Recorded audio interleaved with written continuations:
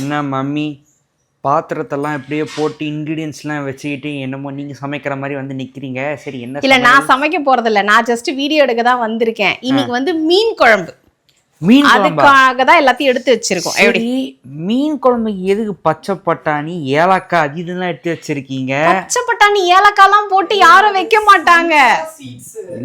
வச்சிருக்கீங்களே, அதான் கேட்டேன் நானு. அதாவது எதுக்கு அப்படின்னா, சமைக்கும் போது அப்படியே கேப்ல எடுத்து நீங்களும் உங்க புருஷன் மாதிரி எடுத்து வாயில போட்டுப்பீங்க, அதானே?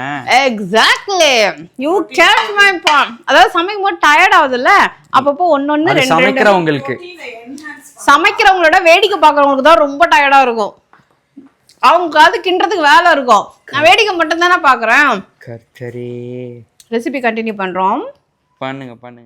இது என்னோட ஸ்டைல் மீன் குழம்பு கிடையாதுங்க. இது கொஞ்சம் டிஃப்ரெண்ட்டாக இருந்ததா, அதனால் சரி இதை உங்களுக்காக நம்ம போஸ்ட் போடுவோம் அப்படிங்கிறதுக்காக தான் ரெக்கார்ட் பண்ண வீடியோ இது. எண்ணெயை கொஞ்சம் ஊற்றிட்டு சின்ன வெங்காயம் போட்டுட்டு தக்காளி, கொஞ்சம் தேங்காய், அதாவது துருவன தேங்காய், கொஞ்சம் மிளகு இதெல்லாம் போட்டு நல்லா ஒரு மாதிரி வதக்கிட்டு இது மிக்சியில் பேஸ்ட் ஆக்கி எடுத்து ஒரு ஓரமாக வச்சாச்சு. ஆஸ் யூஷுவல் எண்ணெயை ஊற்றி கடுகு, வெந்தயம், கொஞ்சம் சீரகம், அதுக்கப்புறம் உரிச்ச பூண்டு இருந்துச்சு அதையும் போட்டுட்டு கொஞ்சமாக சின்ன வெங்காயம்லாம் போட்டு நல்லாவே வதக்கி எடுத்துட்டோங்க. அதுக்கப்புறமா கொஞ்சமாக பச்சை மிளகாய் போட்டுட்டு கருவேப்பிலெல்லாம் போட்டுட்டு தக்காளி இப்போ போடுறதில்ல, இதெல்லாம் நல்லா ஃபைனாக வதங்கினதுக்கப்புறமா லாஸ்ட்டாக தான் தக்காளி போடணும். தக்காளிலையுமே ஒரு ஸ்டைல் இருந்தது. கொஞ்சமாக புளி தண்ணி ஊற்றிட்டு நல்லா ஒரு 4 கப்பு, அதாவது 4 ஸ்பூனு, கிட்டத்தட்ட 2 கப்பில் போட்டோம்.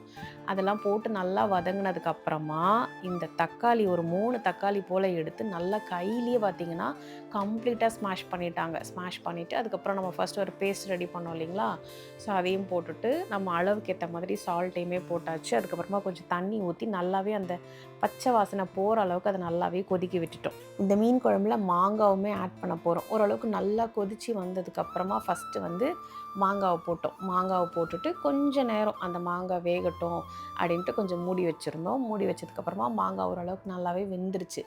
வெந்ததுக்கப்புறமா நம்ம வந்து சங்கரா மீன் வச்சுருந்தோம். ஸோ சங்கரா மீன் வந்து ஓரளவுக்கு கழுவி எல்லாத்தையும் நீட் பண்ணி வச்சுருந்தோம். அடுத்து போடலான்னு சொல்லிட்டு இப்போ ஊற்றுனது என்னன்னு பார்த்தீங்கன்னா, ஆக்சுவலாக விளக்கெண்ணெய். ஆக்சுவலாக கொஞ்சமாக ஊற்றுவாங்க எப்போவுமே, இதுதான் இவங்களோட ஸ்டைலு. ஏன் ஊற்றுறாங்க அப்படின்னா, வயிறு வந்து எதுவும் ஆகாமல் இருக்கணும் அப்படிங்கிறதுக்காக, ஒரு மாதிரி ஸ்மூத்னிங்காக இருக்கணும் அப்படிங்கிறதுக்காக கொஞ்சமாக விளக்கெண்ணெய் ஊற்றி தான் எப்போவுமே சமைப்பாங்க. அதுதான் நான் சொன்னேன், இது என் ஸ்டைல் கிடையாது, இது மாதிரி டிஃப்ரெண்ட்டாக இருக்கும் அப்படின்ட்டு. லாஸ்ட்டாக கொத்தமல்லிலாம் போட்டு ஒரு மாதிரி அந்த எண்ணெய் பிரிஞ்சு வந்ததுக்கப்புறமா மொத்தத்தையுமே வந்து எடுத்தாச்சு. உண்மையிலே சொல்கிறேங்க, சூப்பராக இருந்தது மீன் குழம்பு வித் மாங்காய். அந்த லைட்டு திருப்பின மாதிரி மாங்காய் போட்டு மீன் குழம்பு, மீன் ஃப்ரை முடிச்சிட்டேன்.